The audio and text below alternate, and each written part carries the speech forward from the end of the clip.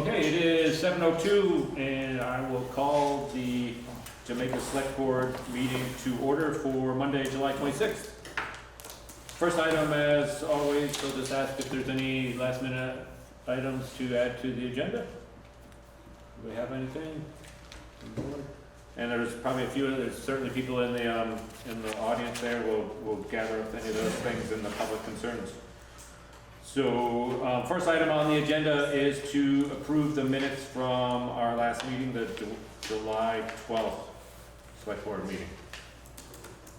I'll make a motion. But wait, sorry, Oh, I sorry. had one. I think further down on the page it said that Ann Connor's name didn't have an E on the end. Okay, so I'll second It was. the approval of that, Sorry. but then for discussion. So you can, anything edits? Kate, did you have something, or? I thought I saw, maybe I apologize. I just brought this up again. I believe Ann Connor's name, yes, in number 9, public concerns, Ann Connor should have an E on the end of her name. I used to do proofreading. No, so- that's perfect, that's good. And the name Ann or A-N-N-E, Connors? A-N-N-E. That's what I thought, I wanted to be sure. Yeah, you got it right at the top. That was the only thing. Okay, any additional edits or add-ons, or? Make the motion to approve the minutes as amended. Aye. Oh, I'll second the motion. Second, Tom second. All in favor? Aye. Aye. Well, should I abstain? Since I wasn't. One abstention for approvals, one abstention.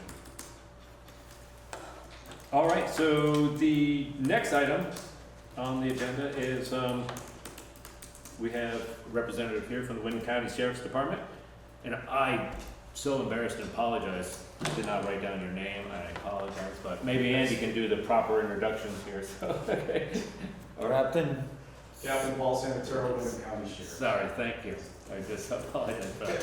So it's okay. So, Captain is here to just give us an update. As everybody knows, we contract with the Windham County Sheriff's Department on a yearly basis to cover all kinds of things. So I'll just roll it over to you and just we may have some questions, but I don't know if you want to just give a quick little update, what's going on? So, absolutely. So I think you've got questions in regards to the hours that we didn't fulfill our contract for the year. And I did a little digging here to get the hours correctly. So we owe you 123 hours. And that was basically comprised of, did you? Oh, I'm sorry. No, I didn't have any. No. Oh, okay. No, I sorry. didn't know if you had a different number or not in there, so I was gonna say. So 123 hours. The reason why we didn't make it this year, basically, two things. COVID set the academy back. So the academy was pretty much closed the whole year, so we couldn't get guys certified. We lost 4 guys, 2 to the service, 1 in the Air Force and 1 in the Army. And we lost another 2 for other departments. Of course, the younger, they try to seek the money, right? So that's happening everywhere. So we were shorthanded, so we didn't fulfill the hours that we should have, but we wanted to take those hours, and I know you mentioned you want to roll them over, and we were thinking of using those hours maybe in the winter months, having 2 deputies here, when it's very busy. Want to throw that out at you, mark it out, if that suffices. Otherwise, we could certainly have more coverage every week, especially I know we've talked about the falls, and some of the other areas that were problem areas here. We can eat up those hours by having patrols up there. So whatever which way you wanted to go, we're more than welcome to accommodate you in that respect. Okay, yeah, and I think it's pretty, I mean, in the past, there's always been some hours to roll over, and we Yeah. certainly value having you guys here, so I don't think we're not looking for a credit. I think that's pretty much agreed on, but how we use those and when we use those would be Yeah. certainly a discussion. I don't know, I guess I'd rather just have you have dialogue. I don't know if that we want to make that decision now, or Yeah, your we thoughts need on to that, think but about it. we'll think about it. Yeah. There's certainly some items going on now that we have, with parking issues and Sure. there's always speeding issues and things like that. And then, Right. and summer is probably just as busy as winter in a lot of ways. I mean, it's different Sure. scenarios, but. Sure. Can I just add that I had talked to Mark, the sheriff, a couple of times, and talked with Paul, and done some things with Paul concerning different things, but the sheriff also said that if you'd like me to cut you a check for the hours, that he'd have no problem doing that. I just want to say that for the public and for the board. I thought the sense of the board, while I wasn't speaking for you, that we would roll it over into next fiscal year.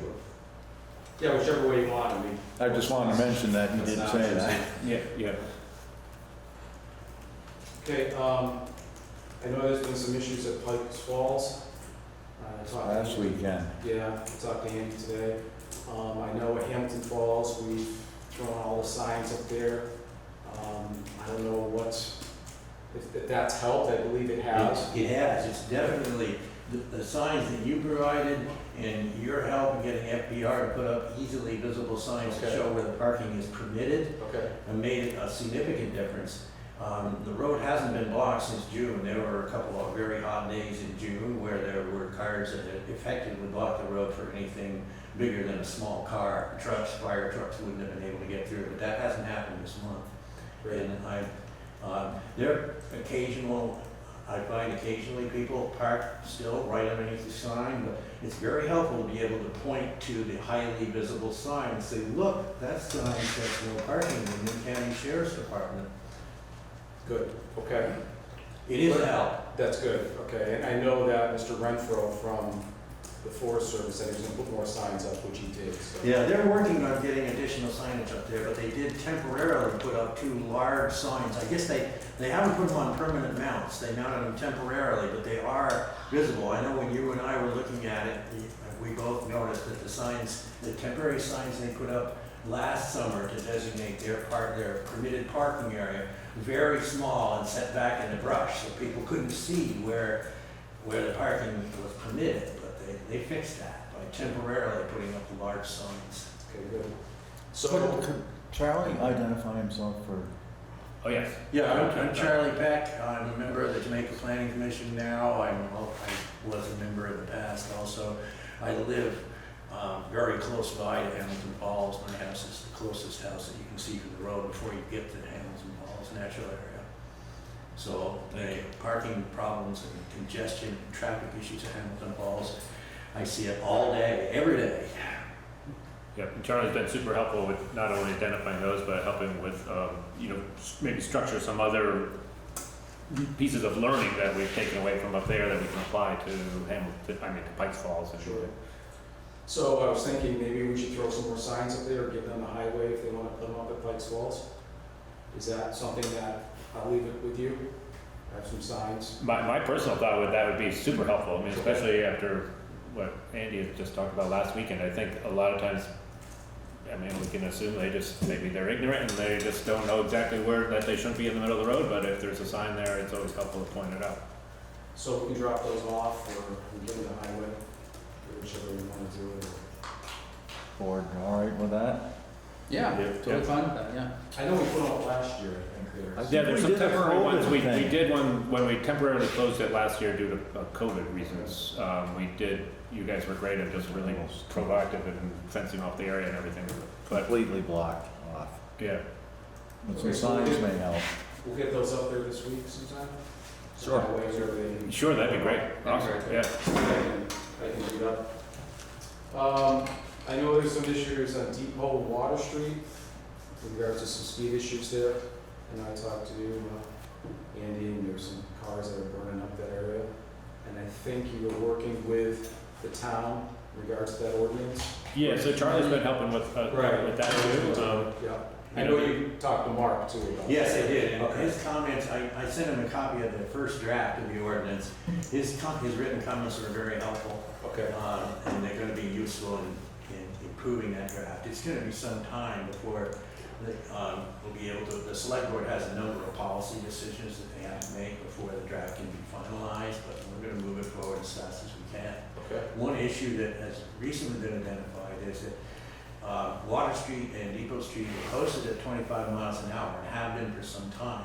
But Sarah Wiswell, the town clerk, has not been able to find any record of any select board action to amend the 1984 Traffic Ordinance to set those speed limits. And we're also unable to find any record of the required, I think the statute refers to it as an engineering and traffic investigation. I think it's commonly referred to as a speed study or a traffic study that is required to be done if you set a speed limit less than 50 miles an hour on a paved road or less than 35 miles an hour on an unpaved road. So since we don't have any record of that required traffic investigation having been done on Depot Street and Water Street, I think that, in my mind, there's no doubt at all that the town and the select board want to ratify and continue the existing posted 25-mile-an-hour limit on both of those streets. But to make that legally enforceable, we have to have the required engineering study. And it's my understanding that Andy talked to you or Mark, and that you had said that you're capable of doing that and can do it. So my recommendation to the select board is that you authorize and request the sheriff's department to do those required,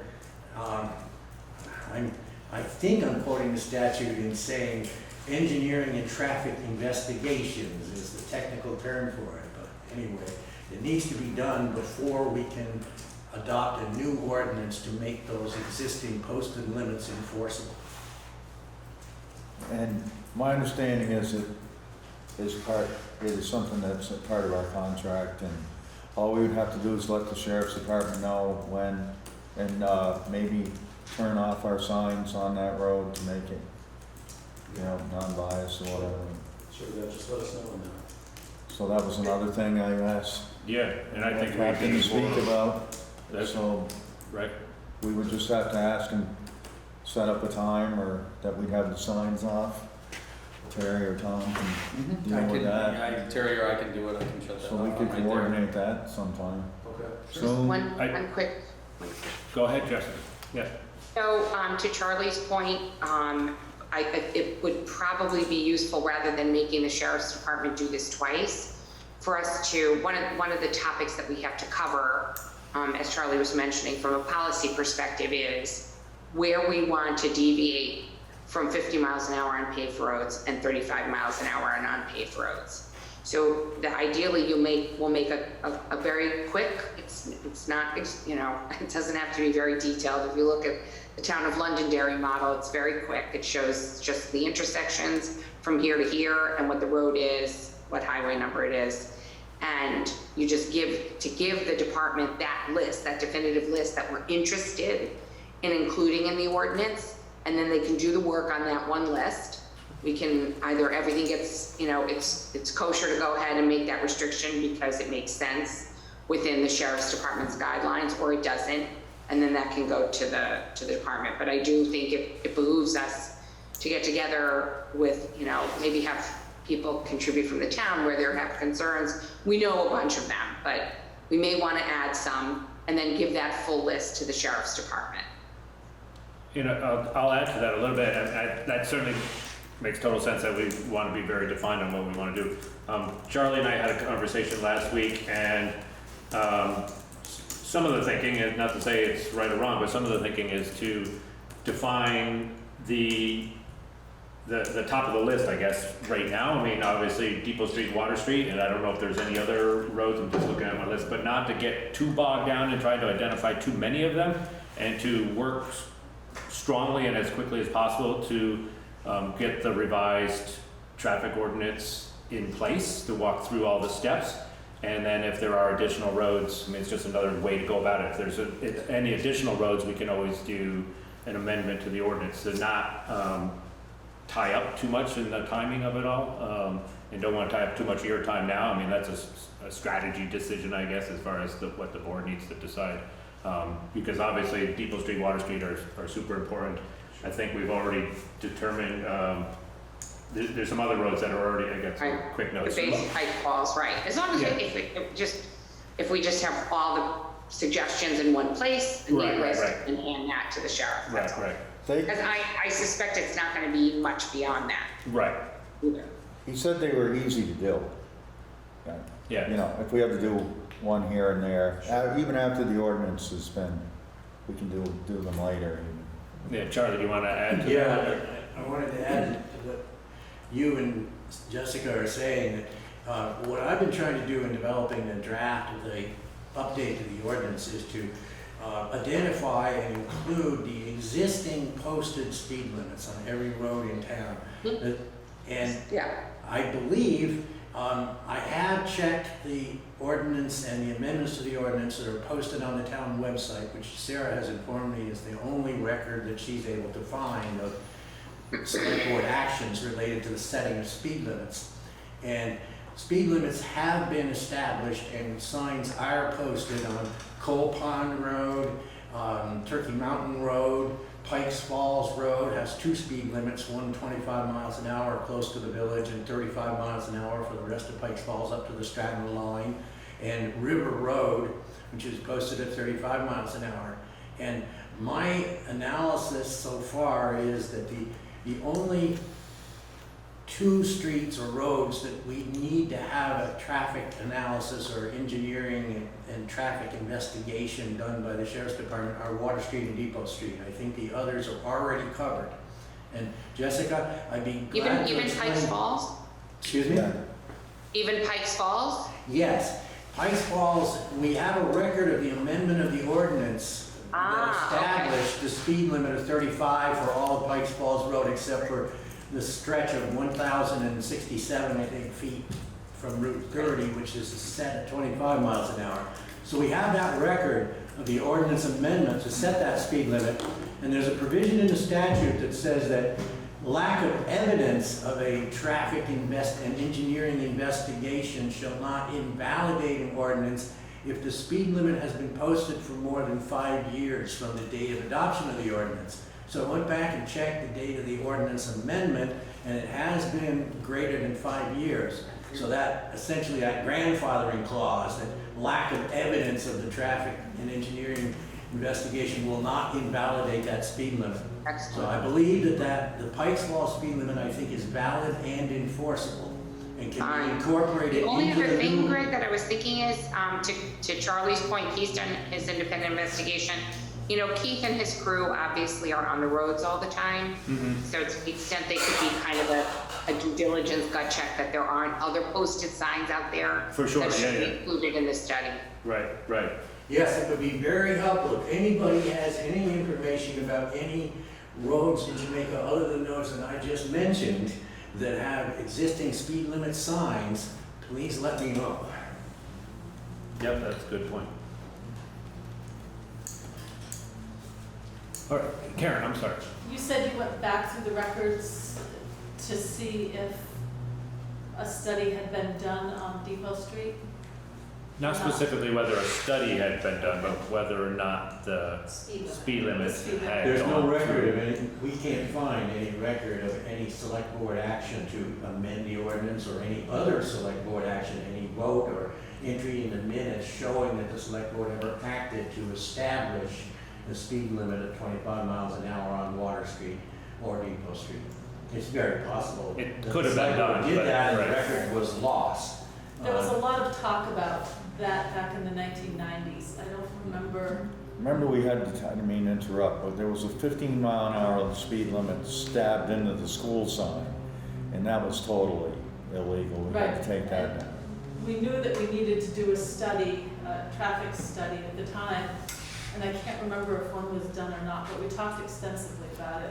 Yeah, so some of this is just kind of good housekeeping to make sure that we're very valid with it, and that's a lot of what Charlie's been working on too with the ordinance itself. I mean, one, improving on it, but also making it very clear that the different parts of it have been adopted correctly. Yeah, Karen, I think the big issue is that we can't find a record proving that it was done, and that means that we can't defend it in court. Right. So we have to do it over and preserve the record so that the record is clear in case somebody contests it in court. Right now, a person with an attorney could question the validity of the ordinance. It's highly likely that the decision of the court would be that the ordinance is not valid because we can't produce the documentation proving that it was done correctly. It may have been done correctly, but we just can't prove it. So we're gonna have to reprove it by redoing the proof and re-adopting the ordinance correctly and preserving the record. Yeah. Thank you. Yeah, it's already, I mean, we're getting bogged down a little bit in but the ordinance was a very important part of what we're talking about now, and certainly want to make it something you guys can work with. I mean, that's a key part of it. I can't remember if I had any other things I had talked to you about this I morning. know you mentioned the Londonderry contract. Yes, That was if that was Okay, going so to, we signed that contract last week, so now, we're piggybacking, Jamaica and Londonderry together, so we have a 40-hour position up here. So you'll see, a deputy up here at least 5 days a week, splitting that with Londonderry. So how that works is you still get your 20 hours, but you still have someone up here for calls for service if something does happen. okay, Okay, so it's split between, so we have a deputy going back and forth. They do traffic here, and then they'll up there do traffic, come back, and that'll be all split up in your STARS reports. You'll see 4 hours, 4 hours, 4 hours, 4 hours. It just gives you more coverage, gives you an 8-hour coverage instead of that 4 technically. Right, and I think, I think it's just that we've got one officer that's gonna get to know the area a little bit better. Right, And, right. you know, be more proactive on things maybe. Right, so actually your rate, since we did put a full-time up here, your rate went down to 41 instead of 52. Okay, so it went all the way down. And that's just because the background of having someone up here full-time. So the part-time, we set the budget, we know what it is, we just give it to you for cost. It just works out better. So that someone part-time, you could have any number of officers up here. It just makes better sense. So we know we have someone up here all the time where we can reduce the cost. So on the formality side of things, as far as our contract goes, are we gonna be expecting to see a revised contract? I know typically it just rolls over if the Right, rates aren't so- changing, so now that they are Yeah, so changing. Mark will revise the contract and it's, from this day on, it's 40. Yep. instead of 52. And then as a board, we should determine also those extra dollars, our savings, so to speak, how we wanna allocate those. Sure, Yeah. absolutely. and that 41 and 52 was dollars Yeah. per hour. So I guess my thinking is that we'll wait to see the revised contract and then we can make some decisions on how we reuse those hours. Does that make sense for me? Yeah, see how it shakes out. See it, yep, okay.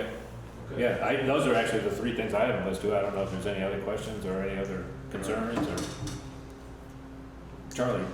Yeah, just one question for Paul. When you do the traffic engineering investigation, you provide the town with a letter indicating that it was performed correctly by them, so that we can attach that to the ordinance as part of the document set that's sent to the Judicial Bureau? I believe so, yes. Yes. And I know Mark does a lot of the studies with the traffic sergeant, so I'm almost positive that is. Well, we need to have some sort of documented proof that we can attach to Right. the physical copy of the newly adopted revised ordinance, because the ordinance has to be sent through to the Judicial Bureau with its supporting documentation. Sure. So it's important that we get something in writing in return for basically the money that we pay the sheriff's department. I know he generates something, and I'm sure it's probably letters. Okay. Okay, but I'll check with Mark on that also. All right, thank you. You're welcome. Well, thanks. Yeah, thank you very much. I mean, I know you made the effort to come up, and if you had anything else to add, we're always welcome to hear feedback on how things are going with you and. And just as liaison for the select board, I just want to thank the sheriff's department for how quick, like, if we have a question or something, how quick Mark or the captain or the dispatcher gets back. It's Right. Pretty rapid response. I mean, Yes. our concerns from the board have always been, Media. just so the public knows what, what you're paying for, And I know last weekend you were saying in regards to Pikes Falls, we didn't have anybody in the area that day, but, pretty much 6 out of 7 days a week we do. Right. There might be a day, there might be a lag day there where the schedule doesn't match yes, and up. they put me right through to the state police and I had to make out a complaint as a citizen. Yeah, otherwise we would have came up, so, but we're Right, we're switching schedules around, so we'll have 7 days coverage. So if something Excellent. comes up. And now we're pretty much full staff right now. The academy opened up, we ended up pushing some more people through, so we should be That's great to hear, because you hear other departments out there Oh, are yeah. struggling. Yeah, we're full staff. Yeah, It's really excellent, good. yeah. So, And given everything that's happened over the past year, I mean, it's amazing that, like Andy was saying, the responsiveness, and we have, you know, a lot of things on, I'm sure every town had a lot of things on their plates over the past year. They do. It's been a challenging year. All right. Thanks for coming out. Very good. Thank you. Thank you. Great, All right, thank you, we'll talk to thank you. soon. Thanks. Have a good night. Take care, thanks.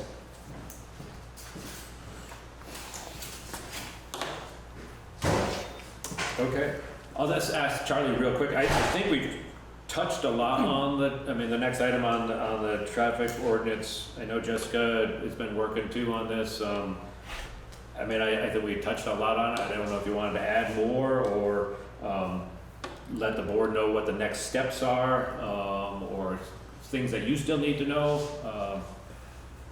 Okay, I'll give it a try. There's Yeah, I mean, that's all, I know, but I don't know. yeah, exactly, no, not from what Arthur, and I don't wanna put you on the spot or have, you know, get it too much into the detail, but, I just I'm kind of anxious to keep this moving, I think all of us are, and to know what our challenges, what next steps are. I mean, obviously, we need to do the engineering study, and then we more or less need to see a draft, I guess, and Well, I feedback. plan on preparing a second draft, and I think that, I got an email from Jessica today, thank you again, Jessica, if you can hear me. And I think that Jessica and I are in complete agreement, as is Sheriff Anderson, and I also talked to you about this a week or so ago, that we very definitely should scrap the 1984 ordinance, which is just not useful anymore, and replace it with a completely new ordinance that is designated as a civil ordinance and enforced through the Judicial Bureau rather than a criminal ordinance, which is enforced through the state's attorney's office and the Superior Court. That's also consistent with the advice of the Vermont League and Citizen Towns, so in my mind, there's no doubt at all that that's Right. the correct course of action, is to forget about the 1984 ordinance and replace it as quickly as possible with a updated, new civil ordinance. And I think that what I've been trying to do is to capture all of the existing speed limits and make sure that we have the necessary documentation to be sure that those speed limits will be valid and enforceable when we include them in the new ordinance. And I think there are a number of policy decisions that the select board needs to make about, for instance, with parking restrictions. And my thought is that I should work with Jessica as much as possible, and any other member of the board that wants to be involved and put their thought into it. I'd be very grateful for any feedback or assistance I can get from anybody on this, but what I think I should do is prepare a list of the policy issues that the select board needs to decide. As a drafter of the ordinance, I can do preliminary legal research. The whole thing needs to be reviewed when the draft is completed. It needs to be reviewed by Nick Lowe, the town attorney, to make sure that the legal boilerplate and technical language is correct. But the policy decisions are decisions that need to be made by the select board. For instance, what specific parking restrictions and regulations does the select board want to include in the new ordinance?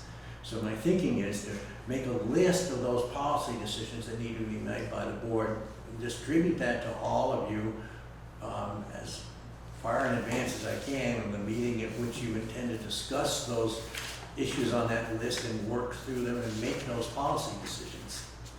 That makes sense, yep, absolutely, yeah. And we'll coordinate with the sheriff's department that study as soon as possible. Okay. Well, I'm That gonna didn't sound include- like that was gonna be a big deal. No, I'm going to include the 25-mile-an-hour speed limits on Water Street and Depot Street in the draft of the new ordinance. And we'll just wait, and we'll need to receive the proof that the study has been done before we can complete the ordinance. But my sense is it's going to probably be several months before we'll have completed the ordinance and gotten it reviewed and approved by the town attorney, and can then submit it to the Judicial Bureau. So I think there's plenty of time. So that documentation needs to be physically attached to the master copy of the ordinance.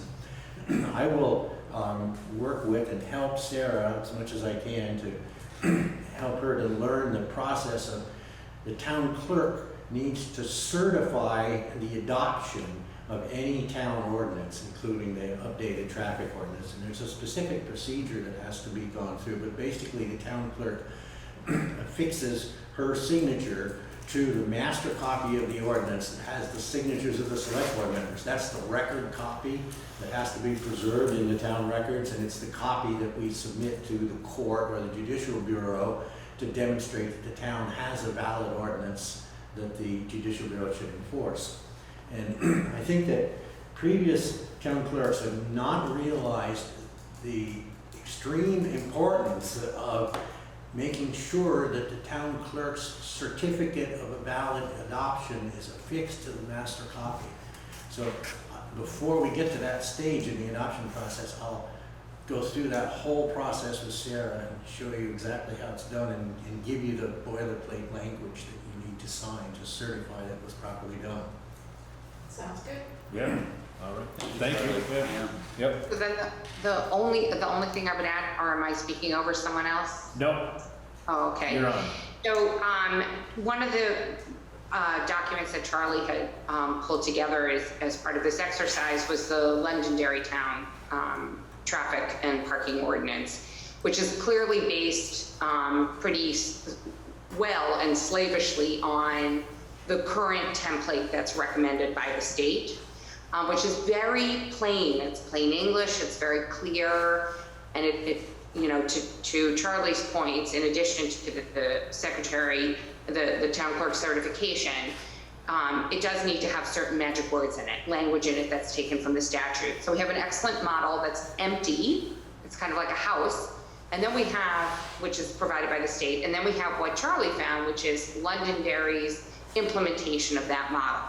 So what I'd like to do, I'll just share with the board, is an example of the blank form, one section, which is, you know, let's say yield signs that are going to be, you know, places where there's an intersection and there's a yield.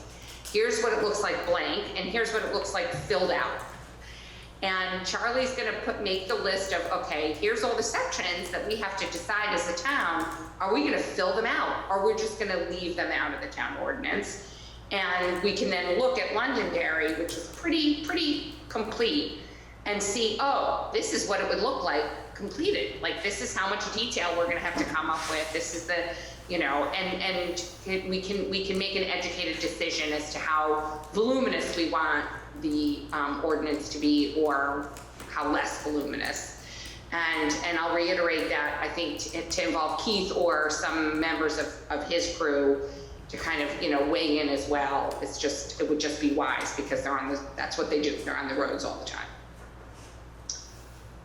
Okay, yep, makes sense. Yeah, Londonderry's is pretty comprehensive. We may decide that we don't want to get to every single last detail of where the paint goes. Right.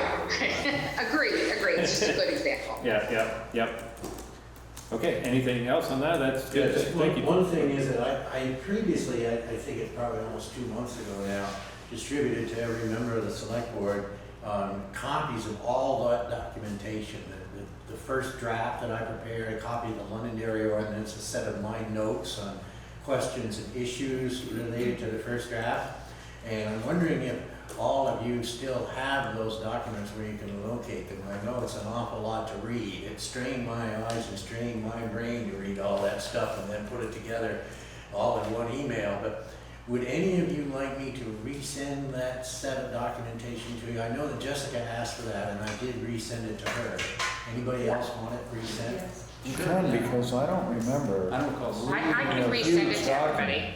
I can resend it, and I'll send it with the link, Charlie, to the state's guidance on crafting traffic ordinances. Okay. So I can resend it Yeah, all. you can send a copy of the email that you just sent to me today with all those attachments Well, yeah, you could, yeah. attached onto it. That sounds good. Yeah, perfect. Okay, then Jessica can do it, I won't do it. Yeah. A follow-up on that, Greg, I know you and I had some discussions about some missing emails going through the select board email address. If you sent me a few emails that I never received.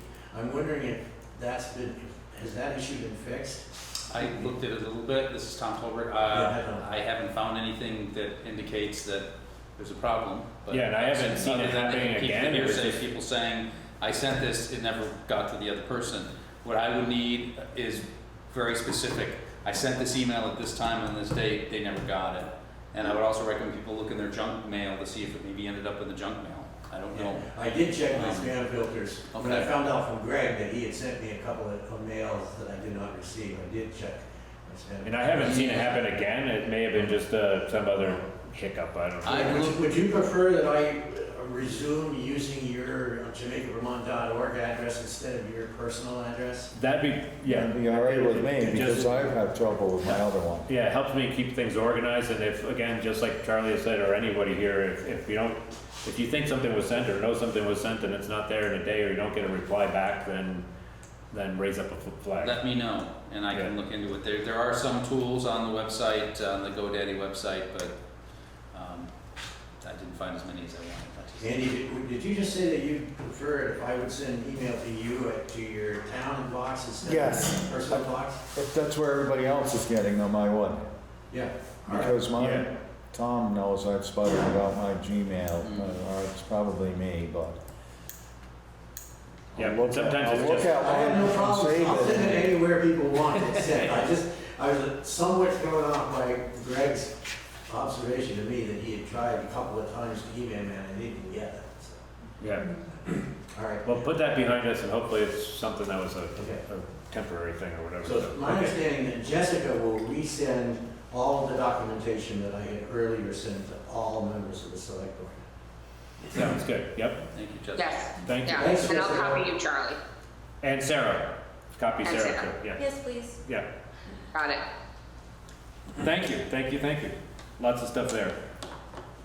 So on to item number 5 on the agenda, just an update on the Jamaica Fire Department. I don't know if Paul or Bob wants to take the lead on it. Maybe Paul will take the lead. And then between the two of them, there's just a quick update, or not a quick, but just an update. For those of you who don't know, I'm Paul Fraser, I'm the Emergency Management Director for Jamaica, and I'm also President of the Fire Department, and we've got Fire Chief with us to any questions that come up. There's a couple of things that are going on right now. The Sheriff's Department is suffering along with the rest of the emergency management systems in southern Vermont, and by my reading, the entire country. There just are not enough people for the job.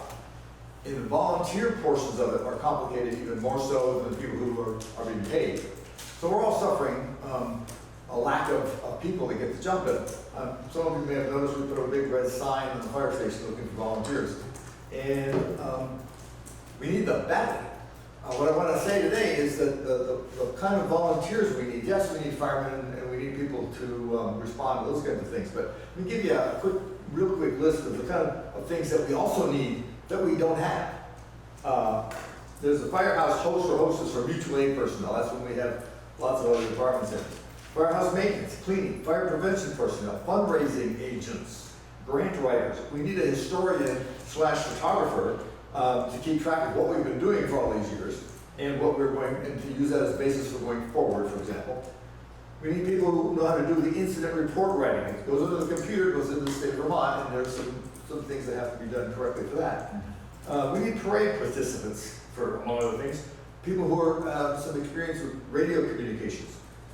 One of the things that we used to do a lot of, and Karen remembers this really well, whenever we have a major fire, that refreshments are provided to the firemen who are on scene, depending how long they're out there, whether it's water or sandwiches or whatever. That's necessary. We need traffic controllers, somebody to stand out there and make sure that whoever's responding to an accident, for example, doesn't become another accident. So we need to have those. And those people we get them trained by the state of Vermont, maybe the Sheriff's Department, but we certainly get them trained properly. We need vehicle maintenance. We need people who know something about how to maintain. We're not asking for diesel mechanics, but there's a lot of nitpicky things that need to be done on a regular basis to keep the fire trucks rolling. And cleaning, basically. We need auditors. Our auditors are planning on retirement. We need a treasurer. Our treasurer is planning on retirement. So we really are desperate for people to be able to keep this fire department running. Bob and I it's the 10th, right? 10th of October? The 10th of October, Bob and I are going to host kind of an idea session we're getting together with the chiefs of the departments that are immediately adjoining Jamaica, Windham, Londonderry, Townsend. The idea is to get the chiefs who are suffering under the same thing we're suffering under, which is lack of people, together to come up with some kind of a comprehensive plan that will move forward into the future that will help us be able to provide fire services for all of our area, not just Jamaica. This is, we're doing it, but it's for all of us. A couple of weeks ago, there was a notice sent out to all of us that Townsend was going to have a delayed response because they had a number of their people going on vacation on the same weekend. So it's not just us, but it's not getting better. And so we need to give some serious thought to do something about it. So we're going to try a couple of different kinds of things. I've been in contact with the state fire people with a discussion about what our choices are, what kinds of things can be done with a department that is losing its people. And he sent me an email. Again, it's probably faster for me to read it than for me to paraphrase it, because we all know I can go on a bit. This is from Richard Caligliano. He's in addition to being in state fire service, he's also one of the assistant fire chiefs in Dublin. I asked him, we're discussing this, so these are not cut and dry, but give you an idea of the thinking that's going on, because I think y'all need to understand that we're working this problem, but we don't have any really good ideas. In fact, we're not even sure we're asking the right questions. He writes this thing. He says, there's been a precedent for having a fire chief. We're looking out because Bob's going to retire here next month. And so we're looking at the qualifications for fire chiefs and how to put a department together. One of the things he said, there's a precedent of having a fire chief without firefighter one training. For example, Rutland City hired a chief with no fire experience on the conditions that he took the next firefighter one class. Firefighter one class, for those of you who don't know, is what, it's 160 hours, Bob? Yeah, approximately 160, 180. Yeah, it is an investment. Vernon's new chief just took the firefighter one course because he'd been out for a long time. Using Vernon for an example, they set up a system where mutual aid partners covered all calls by breaking the town into zones.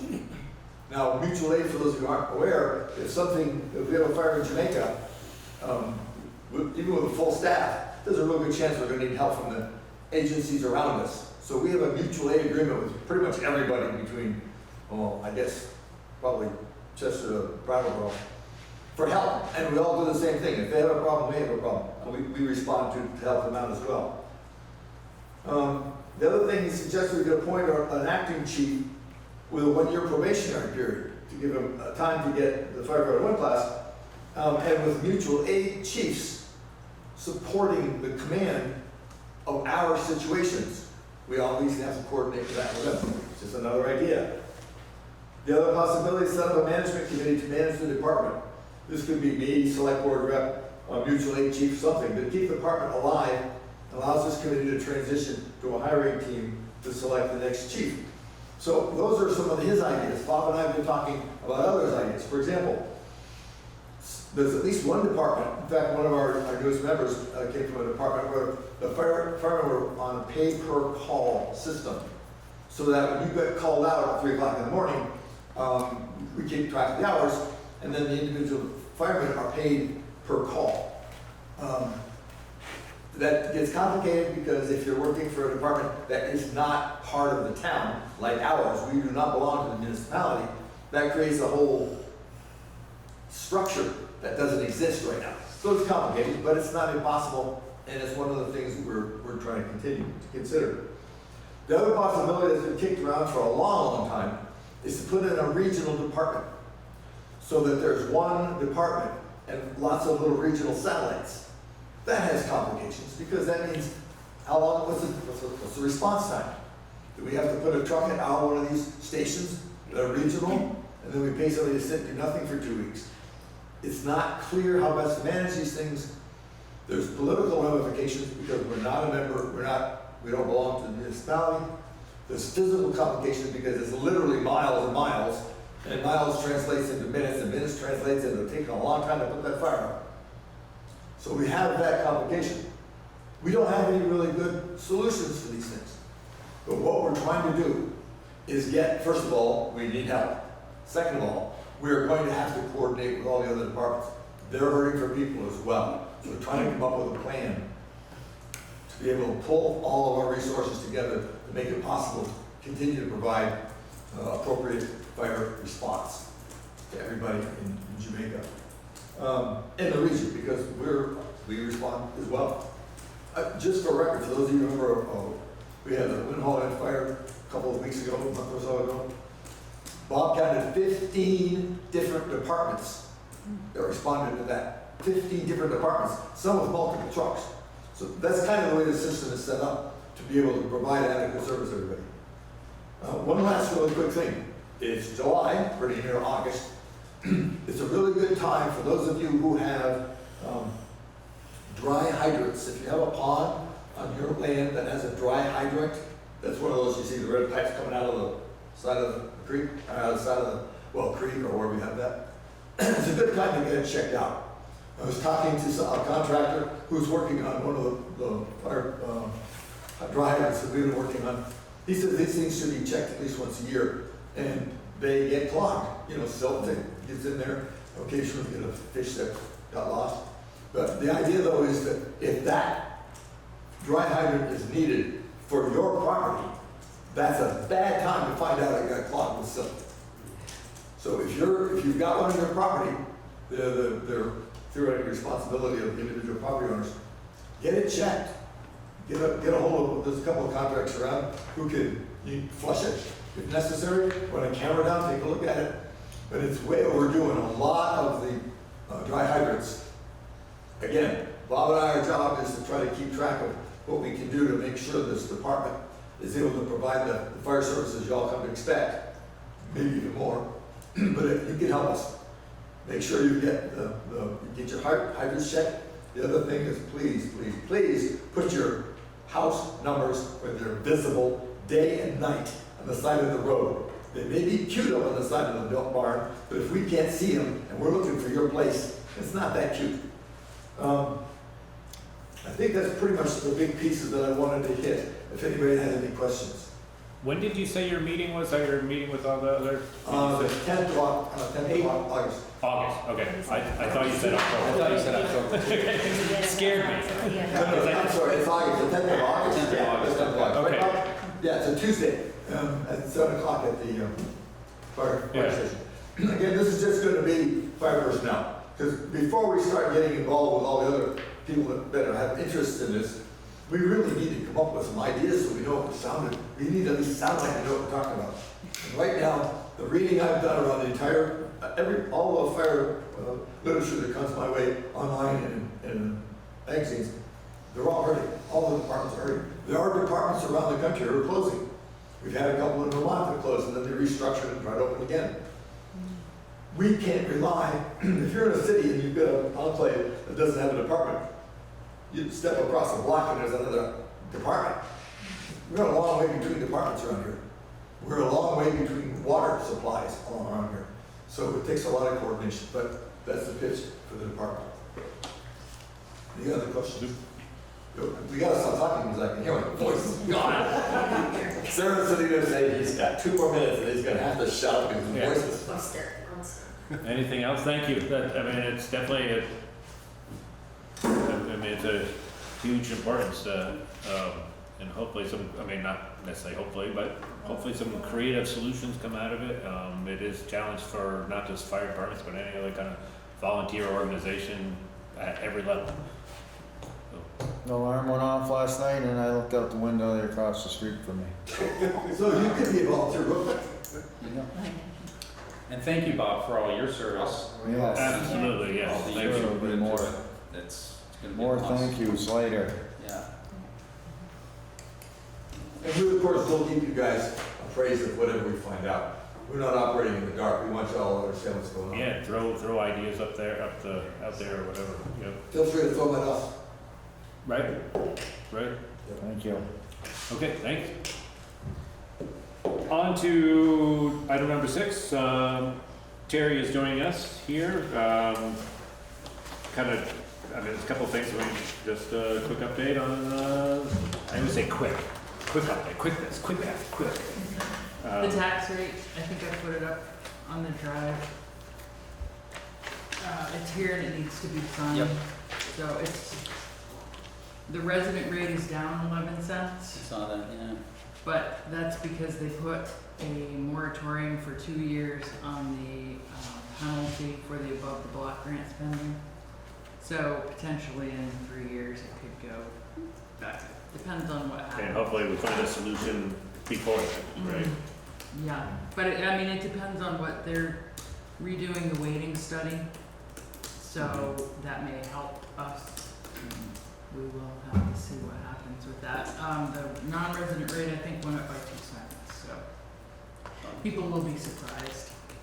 So if you guys could sign this tonight, the tax rate, at some point, Yep. that would be good, and then, I'll work with the listers, we'll get it turned over to the as-built, and then the bill should be out in the middle of August. And they will be due October 1st, was voted at town meeting. October 1st, yep. So I also put up on the drive some sheets that show the end of the fiscal year and what we spent. I just realized there are a lot of zeros on there. I didn't press the button to take the zeros out, so. But we ended the year with a surplus in both accounts. One is the general and then the other is the highway.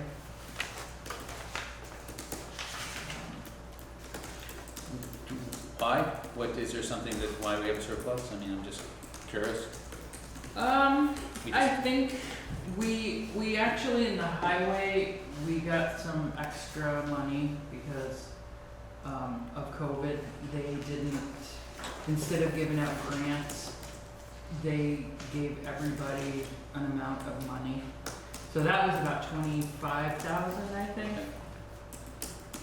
Almost, because that's in the miscellaneous revenue. We had some grant money that comes in for things that we spent in the previous year, so the grants are actually more than what we spent in the year we're in. And then I think we probably underspent, and we got more in state aid for the highway. On the general side, it's 33,000, so it's almost the same for general as it is in the highway. Any big items in there, or is that just a little bit here and there? Or? I think that's just a little bit, because there's nothing that really stands out. The clerk fees actually were 8,000 more than what was budgeted, so that's a 8,000. I think the taxes collected were a little more than what we got with the delinquent taxes, and the penalty was 6,000 more than what we expected. So it's just an overall surplus. So that'll be good for town meeting. Terry, is the 31 for highway in addition to the 32 general, or 31's in the general? In the 30? No, it's in addition. They're together, so it's about 16,000. Oh, okay. Which, Hey. if you look, Perfect. I put up a sheet today that is the checking account. And, The year-end reserve, yeah. so you can see that at the end of the year, it was about 67,000 that was left in the checking account. So that. Got it. That was the two, that plus the other small items. Okay, Yep. got it. There's a couple things in that balance that I took off that can't be, used as a surplus. Obviously, prepaid taxes, people don't like you using those. And, All right, thanks. I was struggling a little bit to put it together. That's exactly what I needed. Thank you. Yep. And then, on the reserve account, the last page that's under the checking account, you can see what's available sort of at the bottom at 708,000, and I broke them down by accounts. So we still owe the account the 337,000 for the repairs from the flood damage, but I believe the fiscal year 22 in the budget, I don't have the town report with me, but, I believe we put 75,000 in to reduce that, and we'll do that, probably every year until it's gone, hopefully. So I think that's about what I have. It's all good news, right? Yeah. Yes, yeah. That surplus, I mean, I haven't had my audit yet, so we'll see what they say, if we come out the same. That's in a couple of weeks, so, if in fact the surplus stays, you just have to vote it at town meeting as to what you wanna do with it. Hmm. So. And I think that's all I have. Thank you, Terry. Thank you. Are you, not to put you on the spot or ask you to stay, but would you be able to, if we get in, I don't know what kind of discussion we're gonna get into on, item 8 about the Bridge 32 alternatives? I was just wondering if you could, or sometime could tell us what the impact of our tax rate would be on a new, if they decided to go with the new bridge? So do you wanna go there now? Well, I don't wanna put you on the spot, but it can be a next meeting, but if we're gonna be talking about this, Well, I mean, I can give you some round Right. about numbers. Yeah, I guess I don't have any, I mean, it's just flip-flopping something on the agenda, it's not necessarily, we're not adding anything to the agenda. I mean, it's a good segue, I don't, I mean, for the discussion on the Bridge 32 alternatives, that basically after the V-Trans presentation a month ago or so, we have until roughly this fall sometimes. I was asking Laura today, or sent an email just to get a Okay. more drop dead date when we need to know that by, but there are two choices. One is to fix the old bridge, one is to build a new bridge. I mean, that's basically what it was down, and it's some impacts on our budget, you know, based on the total cost and 5% that we're obligated to for the fixing versus 10% for the new. And that's a quick summary. But again, we're not making that decision now, so again, like Amy Okay. said, I don't know if That's what I was asking. don't want to put you on the spot, but if you know some rough ideas that would help us lead toward the. I'd rather have real numbers, to be honest, that, you know, or. Yeah, because there's more gonna be, numbers. you know, a few variables to that too. Yeah. Yeah, How long are we talking? Is it 3 years from now that, you know, so if you built a new bridge in 3 years and the town cost was 450,000, with the numbers I have this year, that would be an 18-cent increase in the tax rate if you were to raise that all in 1 year. But then again, if you know you're gonna do, you know, if that's what you decide to do and you have 3 years, you can split the cost over 3 years, raise it so that the impact isn't as much on people all in 1 year. If you do the rehab at 150,000, was that what the number was? 155 or something. Yeah. If it's- So you're looking at less than a cent on the tax rate for that because, well, no, you're looking at 6 cents. 25,000 yeah. this year that's what 1 cent raises. So you're looking at 6 cents for 150,000. In all of this, the prices could, if they get to it in 24 or 25, the prices could be different, like, you know, Yeah, Tom was looking at saying. a new bridge, I mean, when it goes out to bid, It might be, I don't know. depending on, I mean, you know, 5 years ago, we did Goodyville, which is a 96-foot span concrete bridge, and it was over $1 million 5 years ago, so, you know. Brutal project. You just don't know. Yeah, right. But that helps, I mean, I think, that answers your. Yeah, just kind of, I mean, I didn't know how deep we were Working, yeah. gonna get into this tonight. And, you know, it's good to hear that it's a little bit more time to talk about it, because I thought she said August, if you guys could make a decision at the meeting, but I may have had my months wrong. But if it's a little later than that. Yeah, I was trying to pin that down Just so the because they were a public- little loose on their Right. deadline of it all. She just said, don't take too long, because it might get pushed back another year. Yeah, well, we definitely don't want to do that. Wow. I mean, We've waited this long. We wanna make sure that we do it right, but also, that if we're not, we don't wanna drag our feet, I guess. That's all I Well, wanted to really. So the other thing I would add to that is that, right now we are so under-assessed in town. I'm not sure what the state is gonna do. I'm hoping that they just put their rules aside for a year or two because of the sales that have been coming through. Cause I bet you we're gonna be under 90% CLA. It's crazy. It's just nuts. So, that would push us to do a reappraisal, which would probably drive the grand list up. So, which then you can raise more money with less tax rate.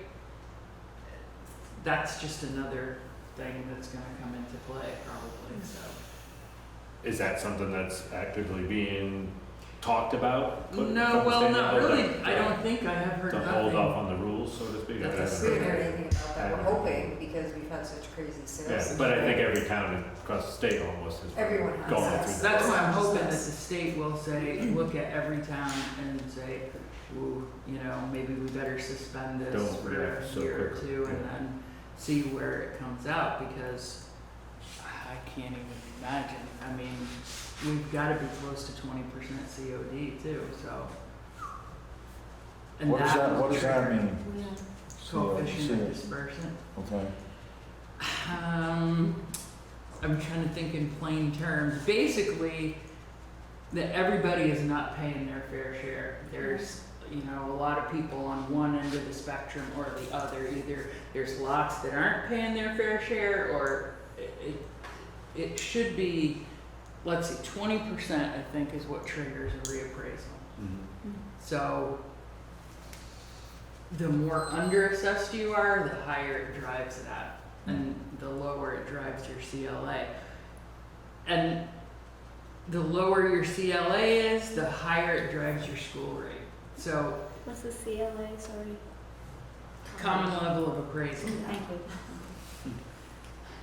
So, and we were at 93, I believe, the last, Yeah. 93 or 95, the last one we got from the state. And if they look at all of the numbers that have come through in the past year, it's gonna go down even more, so.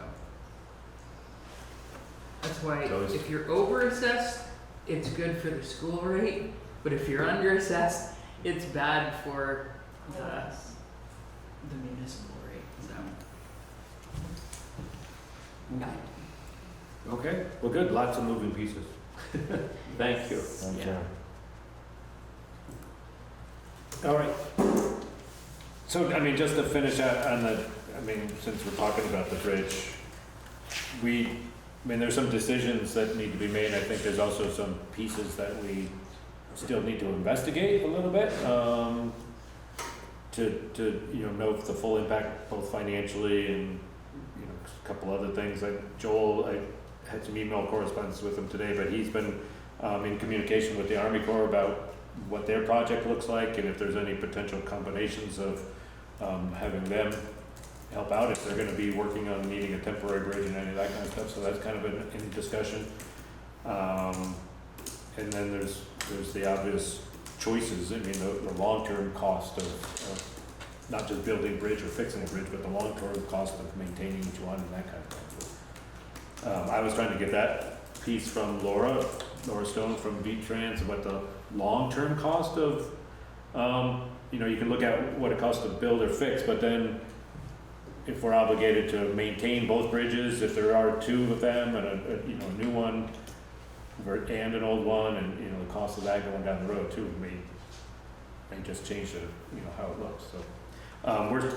We're still not there. I don't feel that we're there for making a decision.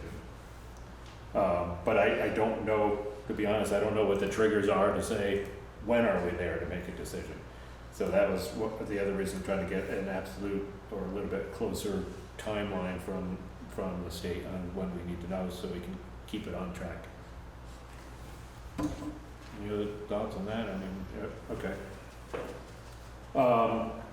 So back to item 7, the listers had requested, I guess, currently we have 3 listeners in the office, and we hadn't had that for a while. Yeah. So there's some, some levels of their hardware and computer needs, and they had talked about. Well, yeah, so Vanessa's machine is Lou's Microsoft Surface, which is like a little tablet, which runs Windows.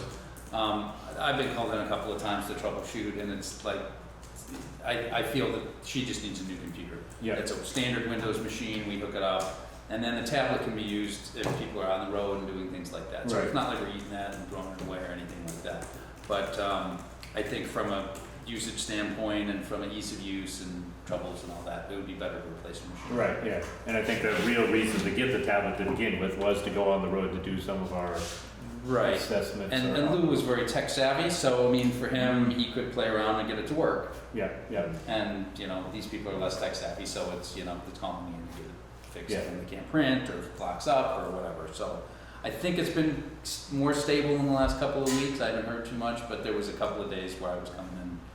And had to you, help and reboot and fix it, and and I'm just like, the better solution is to get that out of the mix. Yeah, and computers aren't all that expensive. Had you done some? I haven't done any research. I was deferring to Terry. What did we pay for ours? She I thinks you think get the same ones we have. Yeah, I would just get the same I ones. think it was Just about make Yeah. 1,200 maybe. I mean, that's a lot, but maybe 800. I think it was like Yeah, it's 800 not each bad. maybe. Just make sure that it has the right, and I can help you with this video port. She wants to keep her monitor.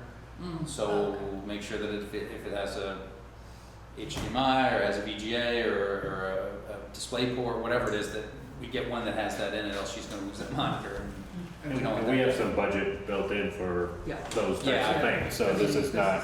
We don't have to vote on the request, we just need to. Right, this is not, we don't need a motion, right? No, we We just can I don't need to believe get so, it. yeah. Yeah. No, all because there's, agree, we need to get it. Yeah. Yeah, there's computer money in the budget. Because Right. we just Yeah, we can we're get- in yeah. a brand new year now, so. yeah, it seems like everybody's on the same page on that, so. Good. Okay. Thank you, And Tom. if you need help setting it up, let me know. I know she has all that software. Do you she want has us on to order it? there. Yeah. I'll look up, I'll call you the tomorrow. guy that I'll call you. I dealt with when we got Oh. our gown headed to me. Oh, okay. When are you coming back? I'll be back on Monday. Okay, I'll call you next week. There's no rush. I'll call you next week and we can talk about it. Okay. Because I do have all the emails from the guy that we dealt with. Okay. Adele, so. Just give me the specs or whatever, and Windows 10, Windows 11, I think Windows 11's coming out, so we should probably stick to 10 because we know it works. I don't know if it's out yet, it's coming out soon. Okay. Public concerns, there are some publics, and I know Karen had asked, so I'll put you on the first of the public concerns or Okay, well- comments or whatever. I've been talking to Chris Clark, who had what I thought was a wonderful idea of planting 4 trees along Water Street. One to replace the horse chestnut that was there that came down. It was in Herb and Lorraine's yard there, I guess, or Karen's or somebody's there. And 3 nice maple trees. It would look really nice in the fall as you're looking down through there. It would just be really nice. And people would like trees there to help with water erosion also. So we're just asking if the town would allow us to plant 4 trees there. Is there thoughts that we mow down and behind where the trees would be? I mean, because it's very I would love to overgrown. have that mowed just once a year. Right now, It's pretty overgrown, and at this time of year especially, you're it's just very, getting very overgrown. sumac and a bunch of kind Yeah. of garbage stuff. Invasives and whatever is probably Right. coming in too. And the garden, Really because nice if, we still have the garden, and we would, I talked to Karen about this before, to have the trees behind the gardens. Mm-hmm. Because we planned, although this year when they had about a 20-foot stretch, it actually is flowering right now. People want to drive by on Water Street, it looks good.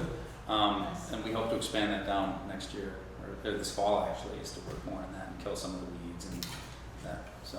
So we're talking about maintaining that field, mowing it every year? I would be totally against that. okay. Just me, as an adjacent homeowner.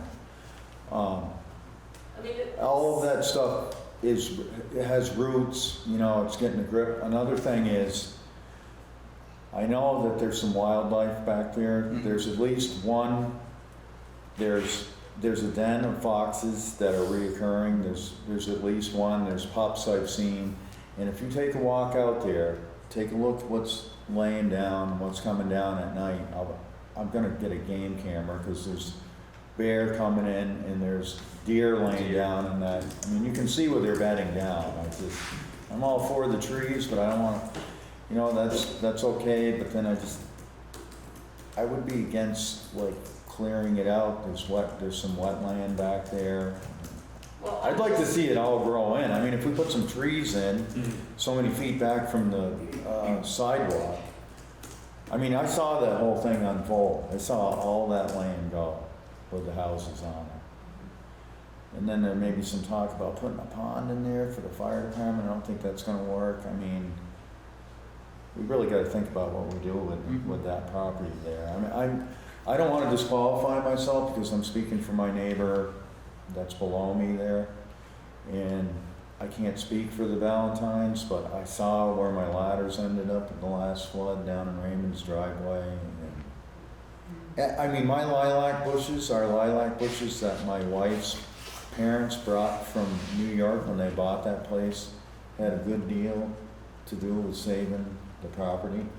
So any blade of grass or sumac or trees or whatever you put in there, you put a grove of oak trees in there. I mean, that would just, if the ramp didn't give on the bridge, we would have done a lot worse off. We would have lost more properties. I don't know, maybe that will never happen again, but. Yeah. Happen again. But I think the idea of planting some trees is. Well, for a start, I For a don't start. really want to knock that down. I think that looks kind of cool growing in, but. Well, I'm just asking right now to plant some trees, so, I mean, I wasn't going to get into the discussion of mowing it down, that's a Full-time. whole totally separate Yeah. topic. I'm just wanting to plant some trees there, and somebody just donated 2 plum trees that could go in there also. I'm Somebody's also got to for planting trees. maintain watering those trees. I may have told Karen I believe would, but I somebody know did. you guys struggled to get water to those We struggled for the wildflowers. gardens, we just simply could not So- get water out there. And the fire department, thank you for, they put out their temporary canvas tank, and we did water once or twice, but I've got a if 40 it's, foot. if it's dry like it was this earlier in the summer, before it got really wet, it will be a challenge to water that, to get water out there. I've got a 40-foot artesian that might help them in the beginning. With about, what is that? A football field? What's that, 100 yards? That's the Easily first. under, it's, yeah. Tom would get stuck with water in that tree on the other end. But I'd hate to see them croak, you know, in the beginning. I guess I would like to see what a plan would be, you know, also as an adjoining neighbor, but also because we've spent a lot of time working on those gardens, and say, if you plant the trees right along the sidewalk, that would block the gardens that we're working on, that the select board supported. So I'd like to work with Karen to see where we could plant them and where it would make sense to do that, before we just say, yeah, let's throw some trees in, you know. I would throw it out there. I mean, make a motion, and Andy too, if you don't, I mean, to have And any a small other- little subcommittee just to kind of walk out there one day and Yeah. say, sure, here sounds good, and plant 4 trees and not go any further with it for now, but at least to make sure that they're not, If you, you know, that they work there. and while you're at, check out what's going on out there with the paths and that the animals are making. And bear in mind, I don't know if you've seen them, but there's been some woodchucks around. They seem to be on the uptick. Not that that's big town business, but I saw them. They've been around. They've been around. Right by your house today, Andy. I know. They're coming over and they eat a couple of plants. I don't want to tell you what kind of plants they were, but they were. The good thing they don't like blueberry bushes. Right. I will attest that what Andy's saying too, I've had bear, deer, fox with the babies all run through my backyard. Consistently have deer. I saw a bear one day run across the road down into the brook and then run back up. So multiple, I don't know if it's the same bear, but multiple sightings at least. They use our So there's all bridge. kinds of stuff. They All cross our kinds of bridge a animals that lot. cross through that area if they're going towards the state park or whatnot, and going back up towards town, or back up towards, you know, the hill, Jamaica Mountain, I don't know. But there's a lot of traffic through my backyard, I could say It's that. very wild right Yeah. there. But it's awesome. Do we, It's do we want to make a formal motion? Do we need to make a motion? I'd say, I mean, my personal gut is just, you guys go for it. Work with Karen on it, but have fun, yeah. Well, Karen, you're sort of an arborist, or don't you know about planting trees and what that entails, arborist? Somewhat, yeah. Is that, We've got is some that just water trimming tanks them, or is that we that use to planting them? keep going through and watering. We were thinking it's the 10-year anniversary on August 28th, Right. and it would be nice to kind of do it then. Unbelievable. So we can Well, just let's meet make a before date. then. But why don't we walk it sometime in the next couple of weeks, and then maybe at the next select board meeting, we can kind of come back on what we decided. What I think it. I'd like to meet with you. Sure. Sounds good. Yeah, sounds wonderful, more trees. Any other thoughts, comments from anybody? Bob, Paul, Charlie, I guess we've heard from all of you already. Just that, not to beat a dead horse, but the Pikes Falls thing, I thought maybe things were settling down, and I worked Saturday and came down through there. I could not believe the cars parked in the road like a mile, a foot to the imaginary, I don't think there's a line down here. But I'm like driving by hoping nobody's gonna come by, my truck's all loaded and stuff, and I'm telling these guys, you guys are like blocking the road. And they're like, yeah. So I called the sheriff's department to just tell them to note it. And, I don't wanna go on camera as being a snitch, but they just sent me to the state police, and I had to give my cell phone number in case the troopers came up and wanted some questions, answer some, wanted a statement from me, but I didn't do that on behalf of the select board. I ended up doing that as a citizen. But it started out as just telling our sheriffs that. So those people so if they have a committee, and Right. we're gonna move to do something about that besides this, maybe it's a little more coverage with the sheriff's department. If somebody was coming, either way, they were gonna have to stop and back up. I've never seen it like that.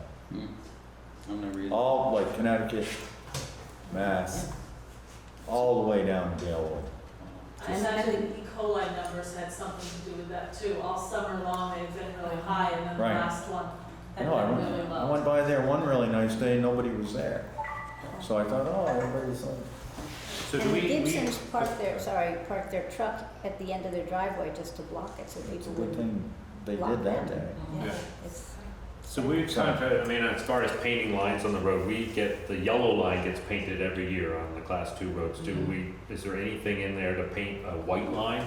And thinking that may help support the no parking in the traveled lanes kind of aspect of things? I don't know. I don't think it helps on the highway, on the main Or, highway. No, but or they to- can, I to- don't know if they can on that road. Is there a yellow line up through there? Yeah, Okay. yeah, the state comes through every other year and does the yellow. So it's probably well faded now. But I was just thinking, a lot of it has to, if we do move toward putting up signage and saying no parking within the travel lane, there's nothing in our town ordinance now that says there's specifically no parking there, but we can rely on the state Yes. ordinances that you can't block the road, but just You for the can't people. you can't park in the travel way. Right. You Anyway, can't block it, and you Right. cannot park or leave or stop a vehicle anywhere within the maintained portion of the road. Right, I'm just thinking this, In the right of way, next to the travel. right, no, not the right of way, sorry. That's up to the town. The Yeah.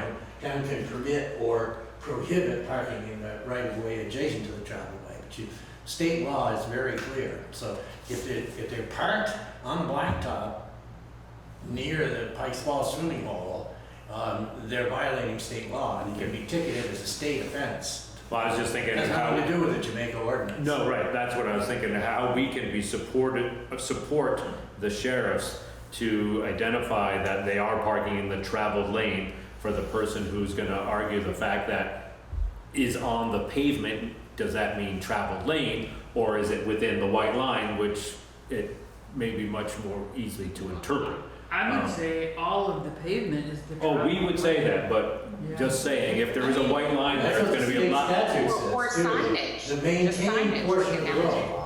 too. That Okay. is the part of the road that is plowed in the winter or maintained in the summer. And on Pikes Falls Road, they plow it right back to the edge of the asphalt. Yeah. Okay, I'm just throwing out there as ideas Well- that possibly we can help support the sheriff a little bit more if they are gonna start going up there and ticketing people. That's why, Or signage, I mean, signage No, like right. you have at Hamilton Falls, you know, Well, do the there's- sign, Right. signage Right. is very helpful. He's gonna Right. give us And one. that's what the sheriff's doing, the sheriff said they'd bring that up. Right.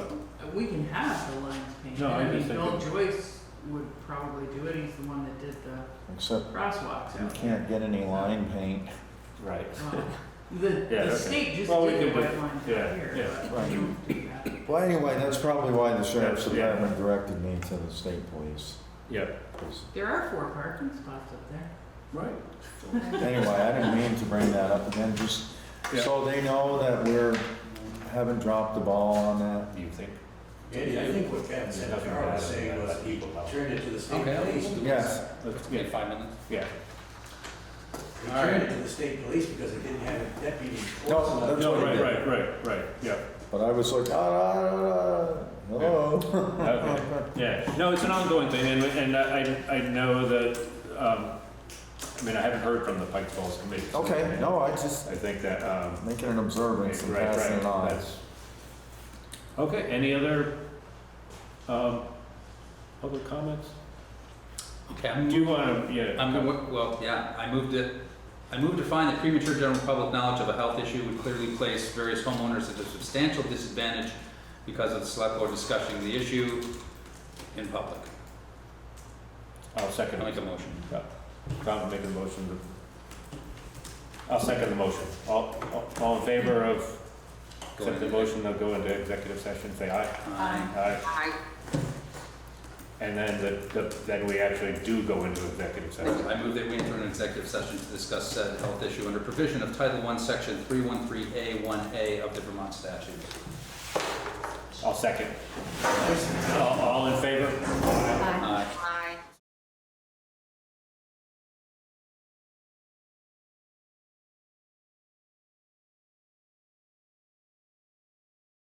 All right, so we move out of executive session at 8:36. No decision made. Make a motion to adjourn. Tom makes a motion, I'll second that we adjourn the meeting. All in favor? Aye. Aye. Meeting officially adjourned at 8.